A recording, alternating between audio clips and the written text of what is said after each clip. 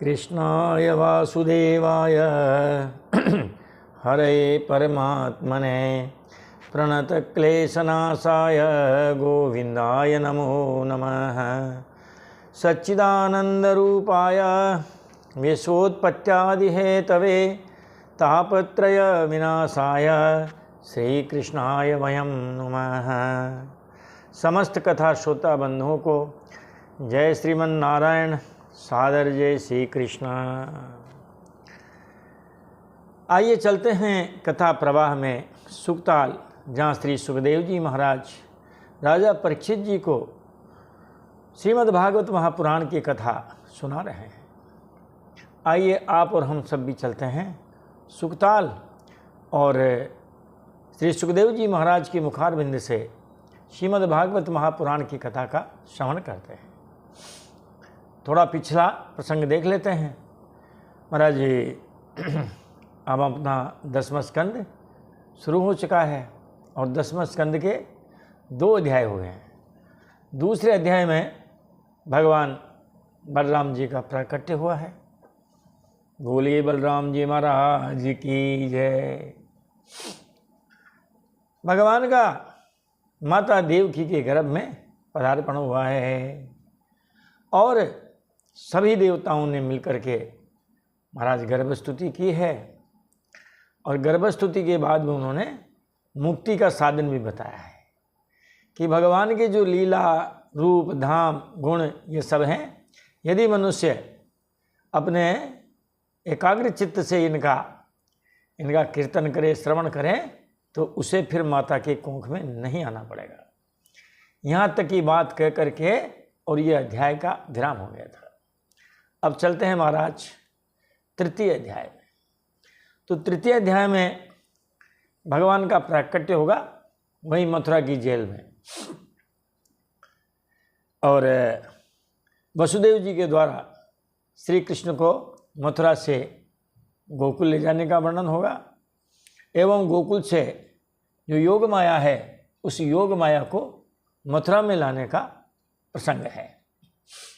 तो चलते हैं तृतीय अध्याय में प्रवेश करते हैं। श्री शुक उवाच अथ सर्वगुणोपेतः कालः परम शोभनः यर्हेवा जन जन्मर्क्षम सांतर्क्ष गृहतारकम। अब महाराज भगवान के प्राकट्य का समय आ गया है। सुखदेव जी महाराज कहते हैं कि हे परीक्षित, अब समस्त शुभ गुणों से युक्त श्री कृष्ण के जन्म का बहुत सुहावना समय आ गया। क्योंकि भगवान जब अवतार लेते हैं या महापुरुष पृथ्वी पर जब आते हैं, महाराज सारी प्रकृति अनुकूल हो जाती है। और महाराज जब रावण कुंभकर्ण पैदा होते हैं, हिरण्याक्ष हिरण्याकश्यप जब पैदा होते हैं, तो प्रकृति प्रतिकूल हो जाती है। महाराज जब भगवान का वो प्राकट्य का सुहावना समय आया, उस समय रोहिणी नक्षत्र था। अजन जन्मर्क्षम, अजनात जन्म, भगवान विष्णु से जिनका जन्म वो ब्रह्मा जी, और ब्रह्मा जी का जो नक्षत्र है वो है रोहिणी नक्षत्र। तो रोहिणी नक्षत्र आ गया और आकाश में सभी नक्षत्र ग्रह और तारे शांत हो रहे थे। शांतर्क्ष गृहतारकम निशीथे तम उद्भूते जायमाने जनार्दने देवक्याम देवरूपेण्याम विष्णु सर्वगुहाशयः। निशीथे तम उद्भूते, भगवान के अवतार के समय रात्रि का सघन अंधकार था। उस समय सबके हृदय में निवास करने वाले भगवान विष्णु देवरूपिणी देवकी के गर्भ से किस प्रकार प्रकट हुए? कहा महाराज वैसे ही प्रकट हुए जैसे आविरासीत यथा प्राचाम दिशिंदूरिव पुष्कला, जैसे पूर्व दिशा में 16 कलाओं से पूर्ण चंद्रमा का उदय होता है। बोलिए बाल कृष्ण लाल की जय। महाराज अब भगवान के जन्म का समय आ गया है। भादव का महीना आया, कृष्ण पक्ष आया, अष्टमी तिथि आई, बुधवार आया, रोहिणी नक्षत्र आया, हर्षण योग आया, बब कर्ण आया, मध्य रात्रि 12 बजे का समय आया। ये पंचांग महाराज उस समय का, तिथि वार नक्षत्र करण योग ये सब अनुकूल आए हैं। उस समय भगवान श्री कृष्ण देवकी वसुदेव के सम्मुख चतुर्भुज रूप में प्रकट हो गए। वसुदेव जी ने उसी समय ब्राह्मणों के लिए 10,000 गायों का संकल्प कर दिया। उस समय उनके पास कुछ नहीं था, लेकिन उन्होंने संकल्प कर दिया कि महाराज जिस दिन हम यहाँ से मुक्त होंगे जेल से, हम हमारे घर जाएंगे तो महाराज उस समय हम जा कर के ब्राह्मणों को ये 10,000 गायों का दान करेंगे। देखो महाराज, कुछ भी नहीं है, धेला भी नहीं है, कोडी भी नहीं है। ऐसे समय में भगवान श्री कृष्ण का जन्म प्राकट्य महोत्सव कहाँ हुआ? मथुरा की जेल में हुआ। और जब नंद बाबा के यहाँ जाएंगे 5वें अध्याय में, अरे महाराज देखो आप क्या जन्मोत्सव मनता है। आज भी जब कृष्ण जन्म होता है कथा में भी, और वैसे भी आप मथुरा वृंदावन में जाओ, क्या बाकी झांकी रहती है महाराज भगवान की। इस समय उनके पिताजी के पास कुछ नहीं था, इसीलिए उन्होंने केवल संकल्प किया। भगवान की आप जन्म कुंडली देखिए। जन्म कुंडली में जो लगन जो है महाराज, वो वृष लगन आया और लगने शुक्र आया, क्योंकि शुक्रो वृष तुलाधिप है। वृष लगन आया तो शुक्र महाराज उनके लगने होंगे ही होंगे। और उनकी कहते हैं महाराज वृष राशि आई है, और राशि का जो स्वामी है वो शुक्र आया है। उनके सूर्य बुध गुरु और शुक्र ये अपने स्वगृह आए हैं। देखो महाराज, चंद्र मंगल बुध और शनि ये उस समय उनके उच्च के ग्रह रहे हैं। इस प्रकार बड़े अनुकूल ग्रह योग में भगवान का प्राकट्य वसुदेव और देवकी जी के सामने हुआ है। उनके सामने वो प्रकट हुए हैं। जब इस प्रकार के बालक को देखा तो महाराज वो हक्के बक्के रह गए। तमद्भुतम बालकमम्बुजे क्षणम चतुर्भुजम शंख गदायुधायुधम श्रीवत्सलक्ष्मं गलशोभिकौस्तुभं पीताम्बरम सांद्रपयोध सौभगम। ऐसे बालक को वसुदेव एकशता, वसुदेव जी ने इस प्रकार के बालक को देखा। तम अद्भुतम बालकम वसुदेव एकशता, इस प्रकार अद्भुत बालक को जो है वसुदेव जी ने देखा। अम्बुजे क्षणम, कमल के समान जिनके नेत्र हैं। चतुर्भुजम, जिनकी 4 भुजाएं हैं। चारों भुजाओं में शंख चक्र गदा पद्म महाराज ये लिए हुए हैं। श्रीवत्स लक्ष्मण, उनके जो है वक्षस्थल पर महाराज वो श्रीवत्स का लक्षण है। श्रीवत्स का चिन्ह जिनके वक्षस्थल पर है। और गल शोभि कौस्तुभम, गले में कौस्तुभ की माला विराजमान है। और पीताम्बरम, महाराज पीताम्बर धारण किए हुए हैं। श्याम मेघ के समान श्याम शरीर है, और उस श्याम शरीर पर पीताम्बर पहरा रहा है। ऐसा तो बालक कोई भी पैदा नहीं हुआ है। बालक तो सामान्य रूप से जैसे आप हम सब आए, और अपने घरों में भी जैसे बच्चा रहे, महाराज भगवान ऐसे नहीं आए हैं। इस प्रकार क्या है, कितना जो है अद्भुत वर्णन किया है श्री व्यास जी महाराज ने, और उसका वर्णन श्री सुखदेव जी महाराज कर रहे हैं। तमद्भुतम बालकमम्बुजे क्षणम चतुर्भुजम शंख गदायुधायुधम श्रीवत्सलक्ष्मं गलशोभिकौस्तुभं पीताम्बरम सांद्रपयोध सौभगम। वसुदेव जी ने देखा कि उनके सामने एक अद्भुत बालक है। उसके नेत्र कमल के समान हैं। 4 भुजाओं में शंख चक्र कमल और गदा लिए हुए हैं। वक्षस्थल पर श्रीवत्स का चिन्ह है। गले में कौस्तुभ मणि है। श्याम मेघ के समान श्याम शरीर पर पीताम्बर फहरा रहा है। ऐसे सुंदर बालक को वसुदेव जी ने देखा। और पैदा होते ही भगवान ने माता पिता से कहा कि यदि आप डर रहे हो हमारे आने से, तो महाराज हमको आप गोकुल में पहुंचा दीजिए। यदि कंसाद विभेषी त्वं तर्हि मां गोकुलम नया मतमाया मानया सूत्वम यशोदा गर्भ संभवाम। यदि कंसाद विभेषी त्वं तर्हि मां गोकुलम नया मतमाया मानया सूत्वम यशोदा गर्भ संभवान। यशोदा गर्भ संभवाम। हे पिताजी, यदि तुम कंस से डरते हो तो मुझे नंद बाबा के गोकुल में ले जाओ और यशोदा के गर्भ से उत्पन्न हुई मेरी जो योग माया है उस योग माया को जल्दी से यहाँ ले आओ। श्री शुक उवाच। सुखदेव जी महाराज कहते हैं, रे राजन, इत्युक्त्वा सासीद हरिस्तुष्णिम भगवान आत्ममायया पित्रो संपश्यतो सद्यो बुभुव प्राकृतः शिशुः। इत्युक्त्वा आसीद हरिस्तुष्णिम।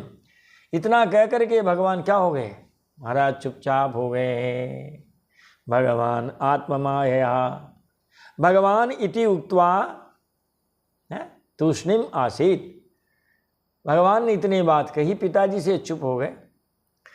फिर जो है अपनी उस योग माया के द्वारा, आत्म माया, अपनी उस योग माया के द्वारा, ये जगह जगह आएगा महाराज योग माया। पितरो संपश्यतो, माता पिता के देखते देखते पितरो देवकी वसुदेवयो हो, देवकी और वसुदेव जी के देखते देखते तत्काल कहते हैं महाराज तुरंत साधारण शिशु का रूप धारण कर लिया। जैसे साधारण बालक होता है उसी तरह का रूप धारण कर लिया। मगर अभी रोए नहीं महाराज, रोने का समय नहीं आया अभी। लीला करनी है महाराज, ये क्यों रोएंगे? रोएंगे तो वो जो योग माया, हाँ अभी उनका काम थोड़ा बाकी है, बाद में रोने धोने का काम होगा। महाराज जितने भी भगवान पधारे हैं वो ऐसे ही पधारे हैं। वामन भगवान भी इसी प्रकार शिशु बने थे। आपको हमने 8वां स्कंद 18वां अध्याय उसके 12वें श्लोक में ये बात सुनाई है। यत्तद् वपुर्भाति विभूषणायुधै अव्यक्त चिद्व्यक्तमधारयद् हरिः बभूव तेनैव स वामनो वटुः संपश्यतुर्दिव्य गतिर्यथा नटः। भगवान के लिए का अव्यक्त चित्त, और वो अव्यक्त चित्त क्या हो गए? कहते महाराज व्यक्तम आधारयत। जो निर्गुण निराकार हैं वो महाराज सगुण साकार हो गए, और सगुण साकार होने के बाद भी उन माता पिता के सामने तत्काल महाराज वो प्राकृत शिशु हो गए हैं। जैसे कोई नट अपना वेश बदल लेता है। और राम जी महाराज भी महाराज ऐसे ही पधारे थे। माता ने विनती की थी तब महाराज वो बच्चे बने थे। लाओ आपको छंद सुना देते हैं। माता पुनि बोली सोमति डोली तजहु तात यह रूपा की जय शिशु लीला अति प्रियशीला यह सुख परम अनूपा। सुनि बचन सुजाना रोधन ठाना होई बालक सुरभूपा। यह चरित जगावहीं हरिपद पावहीं तेन परहीं भवकूपा। माता जी ने प्रार्थना की तब महाराज वो जो है बालक बने। तो इस प्रकार भगवान वसुदेव और देवकी जी के देखते देखते जो है जैसे प्राकृत शिशु जैसे हो गए। ततश्च शौरिर्भगवत् प्रचोदितः सुतं समादाय ससूतिका गृहात्। यदा बहिर्गन्तुं ये सतर्यजा या योग माया जनिनंद जायया। इधर महाराज ये पिताजी से कह दिया था इन्होंने कि आप कंस से डरते हो तो मैं ले जाओ नंद बाबा के गोकुल में। इधर वसुदेव जी उनको नंद बाबा के गोकुल में ले जाने की तैयारी कर रहे हैं। वहाँ नंद बाबा के घर है नंद बाबा के घर उस यशोदा मैया के यहाँ, और महाराज वो योग माया वहाँ पैदा हुई है। सा योग माया जनि नंद जायया, नंद जायया, नंदी बाबा की जो धर्म पत्नी है यशोदा जी, उनके यहाँ उस योग माया ने जन्म लिया। कब कि ततश्च शौरेर भगवत प्रचोदितः, इसके बाद भगवान के कहने के बाद महाराज जो वसुदेव जी हैं, शौरी इति वसुदेवः, सूरस्य अपत्यम पुमान शौरी है, सूरसेन इनके पिताजी हैं, पिताजी के नाम पे पुत्र जी का नाम हो जाता है। द्रोणस्य अपत्यम द्रोणी है, उग्रसेनस्य अपत्यम उग्रसेनी, इस प्रकार नाम पड़ जाते हैं महाराज। व्याकरण में से नियम है। ततः शौरीर भगवत प्रचोदितः, इसके बाद महाराज भगवान के द्वारा प्रेरणा मिलने पर वसुदेव जी महाराज ने अपने उन पुत्र को लिया। स सूतिका गृहात सुतम समाधाय, उन्होंने उस सूतिका गृह से, प्रसूति गृह से, महाराज वो जेल का की जो कोठरी है अब तो वही प्रसूति गृह मान लिया जाएगा। तो वहाँ उस जो है प्रसूति गृह से वसुदेव जी महाराज ने अपने बालक को उठाया है, सिर पर रखा है।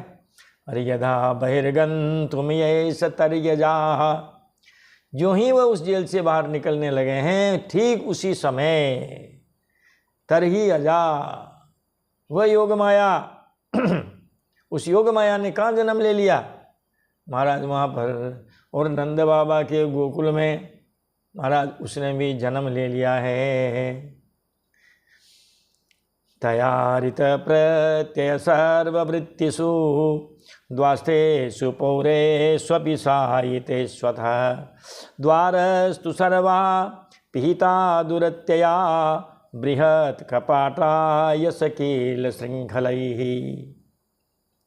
उसी योग माया ने द्वारपाल और पूर्ववासियों की समस्त इंद्रिय वृत्तियों की चेतना हर ली। वे सब सारे के सारे अचेत होकर के सो गए, तांडुपट्टा सो गए। बंदी गृह के सभी दरवाजे बंद थे। सर्वा द्वारस्तु पिहिता, सारे दरवाजे बंद थे।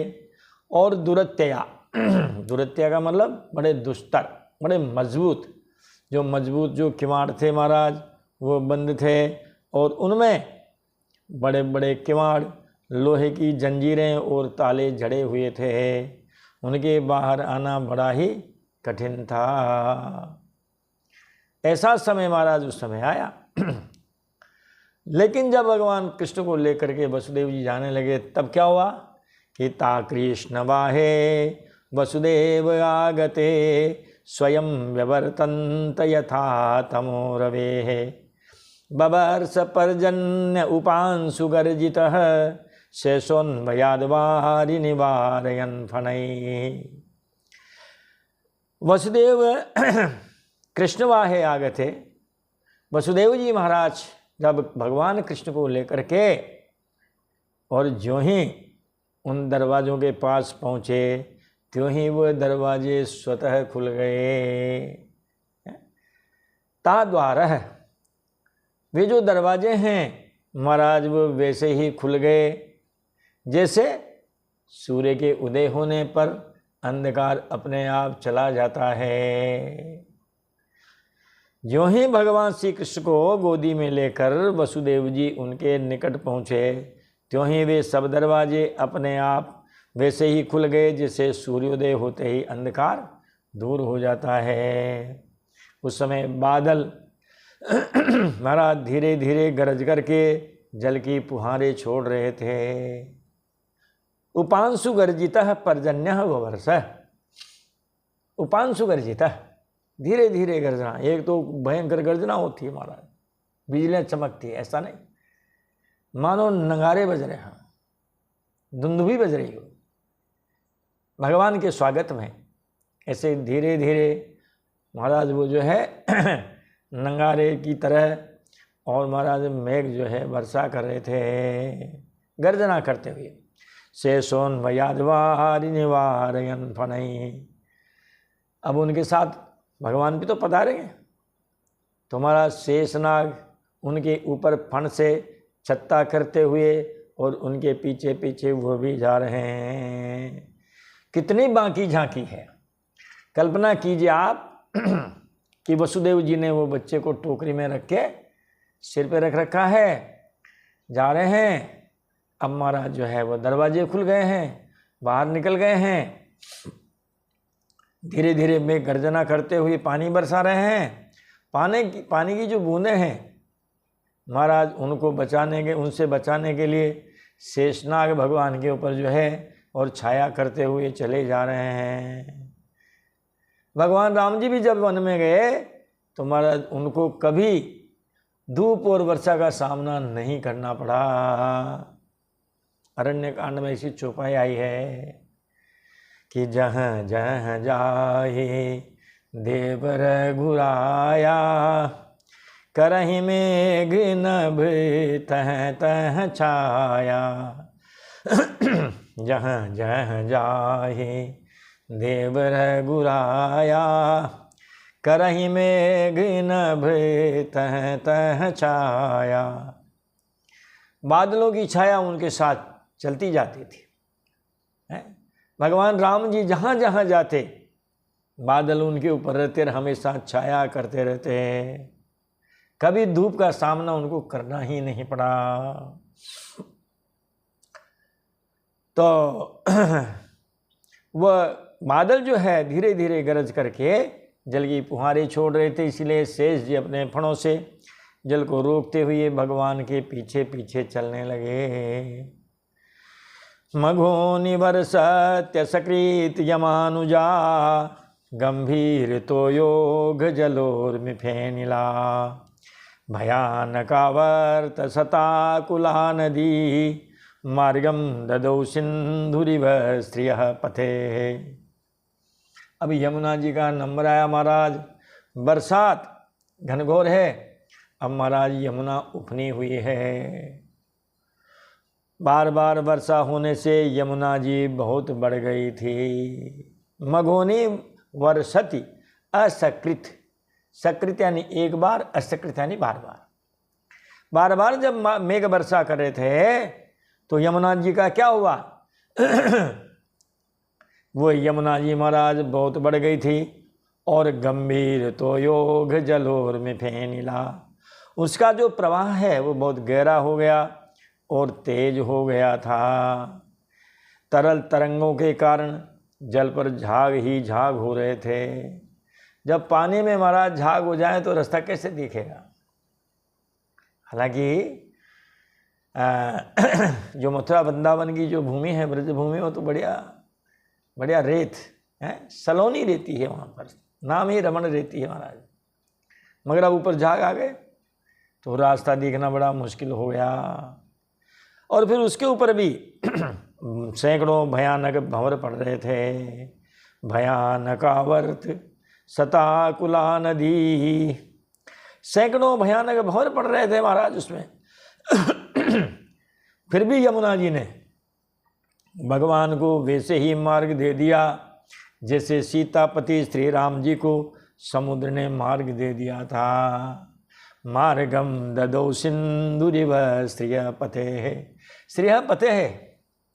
भगवान जो श्री राम जी हैं, सीतापति राम जी हैं, उन सीतापति राम जी को जिस प्रकार समुद्र ने अपना मार्ग दे दिया था कि पधारो महाराज, आपकी सेना में नल नील नाम के बांदर हैं, उनसे आप सेतु बंधवा लीजिए।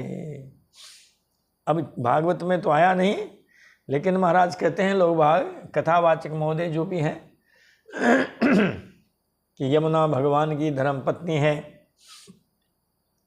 उसने देखा पति पधार रहे हैं तो महाराज क्यों न इनके चरण छू लें हैं, तो चरण छूने के लिए यमुना उफनने लगी।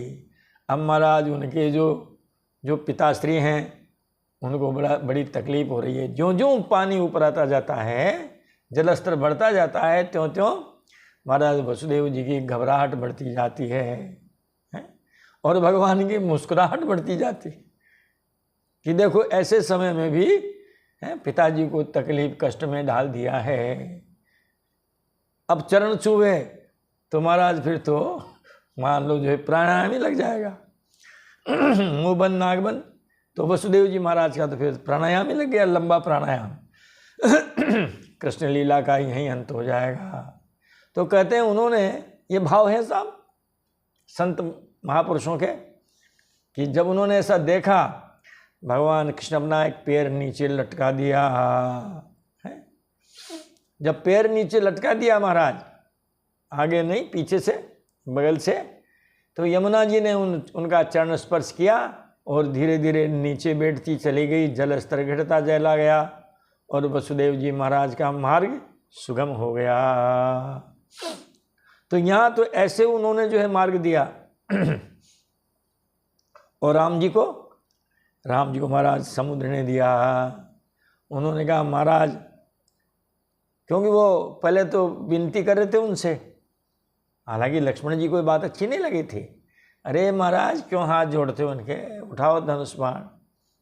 उन्होंने कहा भैया हाँ ठीक है ऐसा ही करेंगे, लेकिन पहले साम नीति है, दाम है, दंड तो बाद में है, तो पहले जरा इनसे विनती कर लेते हैं। विनयन मानत जलधि जड़ गए, 3 दिन बीती, बोले राम सकोप तब भय बिनु हो न प्रीति। अरे लक्ष्मण मेरे अग्नि बाण लिया। तो लक्ष्मण जी को तो बड़ी प्रसन्नता हुई, कहने लगे भैया हम तो पहले ही कर रहे थे आपसे, आप मान नहीं रहे थे। हाँ, रत्नों का थाल भर के स्वागत करने आ गया और बोल उठा कि महाराज नाथ नीले नले कपी धोबु भाई, लरिकाई ऋषि आशीष पाई। नाथ नीले नले कपी धोबु भाई, लरिकाई ऋषि आशीष पाई। महाराज आपकी सेना में नल नील नाम के 2 वानर हैं। लड़कपन में बचपन में ऋषियों ने इनको आशीर्वाद दे रखा है। दिए तो श्राप थे महाराज, मगर वो श्राप आशीर्वाद बन गए, क्योंकि बंदर थे, उछल कूद करते थे, ठाकुर जी को फेंक देते थे इधर उधर। तब ये श्राप दिया था कि भाई तुम जो भी वस्तु पानी में फेंकोगे वो तैर जाएगी। अब महाराज उनके लड्डू गोपाल जी उनके सालग्राम जी डूबते नहीं, वो तैरते रहते थे, वो वापस उनको निकाल लेते थे। क्या श्राप दिया कि तिनके पर से किए गिरि भारे, तरी हैं जलधि प्रताप तुम्हारे।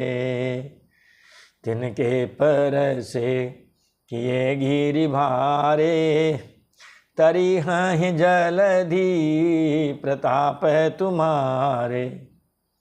बड़े बड़े पत्थरों का भी स्पर्श करेंगे वो पानी में तैर जाएंगे। यही विधिनाथ पयोधि बंधाइया, यही यह सूजसी लोकती हूँ गाइया। यही विधिनाथ पयोधि बंधाइया, यही यह सूजसी लोकती हूँ गाइया। इस प्रकार महाराज आप सेतु बांधिए, सेना को पार ले जाइए, जिससे आपके यश को तीनों लोकों में लोग बाद में गाएंगे। इसी बात को ध्यान में रखते हुए वेद व्यास जी महाराज ने लिख दिया कि यमुना जी ने वसुदेव जी महाराज को वैसे ही मार्ग दे दिया। कैसे कि मार्गम ददो सिंधुरिव श्रियः पते है।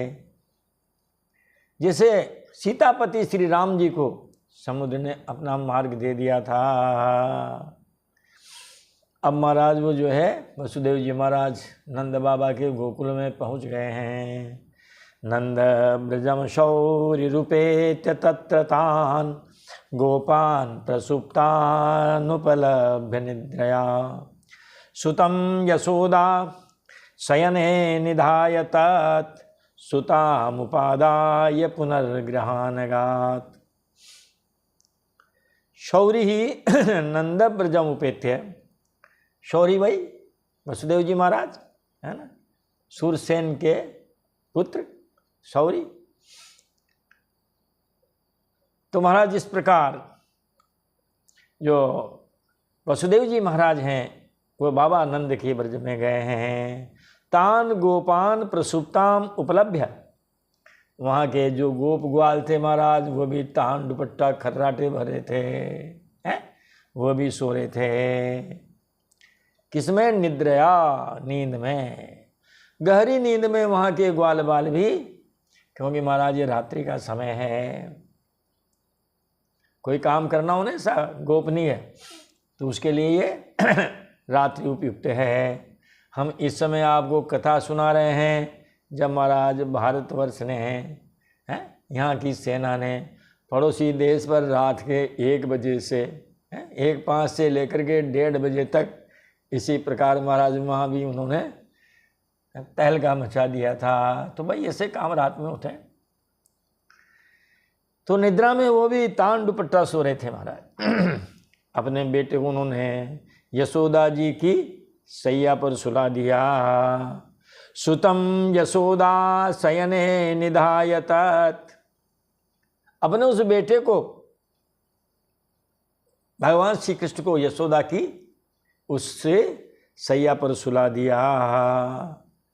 यशोदा जी भी खर्राटे भर रही है, उनको पता ही नहीं है कि क्या चमत्कार हो रहा है। और सुतामुपादाय पुनर्गृहामगात, सुतामुपादाय पुनर्गृहानगात, उनकी बेटी को उठाया है और महाराज वापस मथुरा की जेल की तरफ रवाना हो गए हैं। इस प्रकार उस योग माया ने ये चमत्कार किया कि सारे नंद बाबा क्या, यशोदा मैया क्या, सब देवक्या शयने नस्य, उस बालिका को कहाँ रखा? कहते हैं महाराज देवकी के उस जो है उस पर रखा है, सैया पर। वसुदेवोथ दारिकाम, अथ दारिकाम वसुदेवो देवक्या शयने नस्य, बच्चे को ले गए। बताओ, रोए नहीं, रोते तो मथुरा में क्या होता? अरे वहाँ तो चप्पे चप्पे पर पहरेदार थे महाराज। बताओ, लाला जी नहीं रोए। और उधर से लाली को लाए, तो लाली को लाए तब भी देखो महाराज मथुरा में से घुसे होंगे, ठेठ तक पहुँचे होंगे, द्वारपाल सब थे, चप्पे चप्पे पे पहरेदारी थी, वह लाली भी नहीं रोई, ये लाला भी नहीं रोए और वह लाली भी नहीं रोई। पैदा होते समय न ये रोए न वह रोई, आदान प्रदान हुआ तब न ये रोए न वह रोई, जबकि हर बच्चे पैदा होने वाले रोते हैं। देवक्या शयनेन स्य वसुदेवोथ दारिकाम प्रतिमुच्चे पदोर्लोहम आस्ते पूर्ववधावृतः, उस कन्या को महाराज देवकी के उस सैया पर सुला दिया और वसुदेव जी महाराज ने पैरों में वापस उसी तरह बेड़ियां डाल करके और पहले की तरह ही वो जेल में बंद हो गए। तो इसका मतलब ये हुआ कि केवल वसुदेव जी को ये बात क्या मालूम थी, इसका मतलब देवकी को भी ये बात मालूम नहीं थी। अरे भाई, महिलाओं के मुंह में ज़्यादा बात रुकती नहीं है। ये कोई बात थी गोपनीय जो एक भैया को मालूम हो गई होगी। उस भैया ने पड़ोस की बूढ़ी अम्मा से कहा कि अम्मा अम्मा, कि हाँ भैया, मैया मैया का बोल बेटा, कि मैया एक बात है बहुत गोपनीय है, अब बोल तुझसे कहूँ कि सारे गांव से कहूँ। तो क्या कहा मैया ने? अरे कि बेटा तू तो मुझसे कह दे, फिर पूरे गांव से तो मैंने जानी है, लाला तू जितनी देर में नहीं कह पाएगा उतनी फुर्ती से मैं कह दूँगी। अब तो नहीं रहे, अब अरे पनघट पे जाओ महाराज, हो बस हो गई पूरी है वितंतु संदेश, वायरलेस सेट हो गया महाराज। तो न यशोदा का पता कि कन्या हुई है, न ये पता कि उसको यहाँ से ले गए हैं, न ये पता कि यहाँ जो है वो लाला को सुला दिया है। यशोदा बेखबर, नंद बाबा बेखबर, सारे गोप ग्वाल बेखबर। अब देखो आप, यशोदानंद पत्नी च जातम परम अबुध्यत न तल्लिंगम परिश्रांता निद्रया अपगत स्मृति ही। अब यशोदा जी को थोड़ा थोड़ा भान हुआ है। जातम परम अबुध्यत, नंद पत्नी यशोदा जी को इतना तो मालूम हुआ कि कोई संतान हुई है, लेकिन यह नहीं जान सकी कि पुत्र हुआ है या पुत्री हुई है। न तल्लिंगम परिश्रांता, क्योंकि महाराज उन्हें बड़ा परिश्रम हुआ था और दूसरे योग माया ने उन्हें अचेत कर दिया था। निद्रया अपगत स्मृति ही, याददाश्त ही नहीं रही, क्योंकि कर्तुम अकर्तुम अन्यथा कर्तुम समर्थ है। भगवान और भगवान की शक्ति सब कुछ करने में समर्थ होते हैं, इसीलिए सब इतने काम हुए हैं महाराज। तो यशोदा को ये तो मालूम हुआ कि हमारे कोई संतान हुई है, लेकिन उसने ये नहीं देखा कि कन्या हुई है कि कंवर हुआ है। पहली बात तो थकी मांदी थी, दूसरी बात योग निद्रा से महाराज प्रगाढ़ निद्रा में डूबी हुई थी। और यहाँ आकर के और महाराज ये तीसरे अध्याय का विराम हो जाता है। हम भी देते हैं वाणी को विराम और मिलते हैं अगले वीडियो में। अगले वीडियो में अब महाराज, क्योंकि अब यहाँ आ गई है योग माया, अब रोएगी, यहाँ रोएगी तो अब द्वारपाल सुनेंगे तो कंस के पास सूचना पहुँचेगी। कंस आएगा लड़खड़ाता उठता पड़ता और उस बच्ची को उठाएगा। देव की बड़ी मना करेगी, उनसे बड़ी मिन्नतें करेगी, वो मानेगा नहीं, हाथ से छूट के जाएगी। वह योग माया अष्टभुजाधारी दुर्गा बनेगी और वो कंस से कह जाएगी कि तुझे मेरे मारने से क्या होगा, तुझे मारने वाला कहीं ब्रज में पैदा हो गया है। ये प्रसंग अगले अध्याय में आएगा। हम आपको बड़े प्रेम से उस कथा का श्रवण कराएंगे। आप इस कथा को अधिक से अधिक सुने और लोगों को अधिक से अधिक सुनावें, क्योंकि कृष्ण चरित्र ही तो मुख्य है पूरी भागवत में। इसीलिए इस कृष्ण चरित्र को आप अधिक से अधिक सुने और लोगों को अधिक से अधिक सुनावें। अरे महाराज, अगर ज़्यादा रुचिकर न होता तो परीक्षित जी महाराज जी क्यों कहते हैं सुखदेव जी महाराज से कि आप हमें विस्तार से सुनाओ। जब उनकी ही जिज्ञासा बढ़ी, उन्होंने ही विस्तार का कह दिया और सुखदेव जी महाराज को विस्तार से कहना पड़ा 90 अध्याय में। बड़ा आनंद लिया महाराज, मृत्यु को ही भूल गए। बताओ, हमारी मौत आ रही है और वो मौत को भूल गए भगवान कृष्ण की कथा में। और ये बात बिल्कुल सही है। मनुष्य का ध्यान अगर मान लो रोग पर है तो महाराज वो ज़्यादा बीमार होगा। यदि रोग से हट करके, मृत्यु से हट करके भगवान में लग जाएगा तो महाराज वो रोग, वो कष्ट, वो मृत्यु, ये महाराज उनको फिर किसी प्रकार फिर वो जो उसको कष्ट नहीं पहुंचाएगी।